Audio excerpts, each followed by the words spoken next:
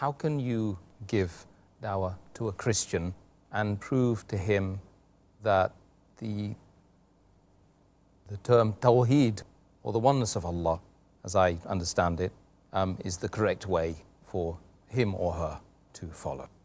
As I said, we have to use the master key. Surah Al-Imran, chapter 3, verse 64. Ta'alaw ila kalmatin sawa'in baynana wa baynakum. Come to common terms as between us and you. Which is the first term? Allah na'budu illallah. That we worship none but Allah subhanahu wa ta'ala. When I will meet a Christian, I'll tell him that Islam is the only non-Christian faith which makes it an article of faith to believe in Jesus Christ, peace be upon him. No Muslim is a Muslim if he does not believe in Jesus Christ, peace be upon him. We believe that Jesus Christ, peace be upon him, was one of the mightiest messengers of Allah subhanahu wa ta'ala. We believe that he was the Messiah, translated Christ. We believe that he was born miraculously without any male intervention. We believe that he healed those born blind and lepers with God's permission. We believe that he gave life to the dead with God's permission. The Muslim and the Christian, we are going together. But one may ask, where is the parting of ways?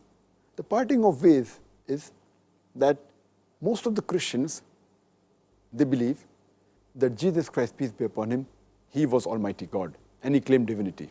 In fact, if you read the Bible, there is not a single unequivocal statement in the complete Bible where Jesus Christ, peace be upon him, himself says that I am God, or where he says worship me.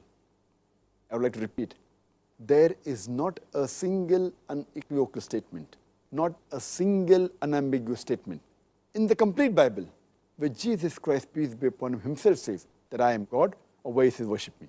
In fact, if you read the Bible, Jesus Christ, peace be upon him, himself says in the Gospel of John, chapter number 14, verse number 28, my Father is greater than I. Gospel of John, chapter number 10, verse number 29, my Father is greater than all. Gospel of Matthew, chapter number 12, verse number 28, I cast out devils with the Spirit of God. Gospel of Luke, chapter number 11, verse number 20, I with the finger of God cast out devils. Gospel of John, chapter number 5, verse number 30, I can of my own self do nothing. As I hear, I judge, and my judgment is just. For I seek not my will, but the will of my Father. Anyone who says, I seek not my will, but the will of Almighty God, he's a Muslim. Jesus Christ, peace be upon him, according to the Bible, was a Muslim.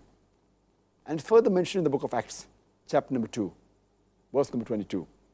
Ye men of Israel, listen to this.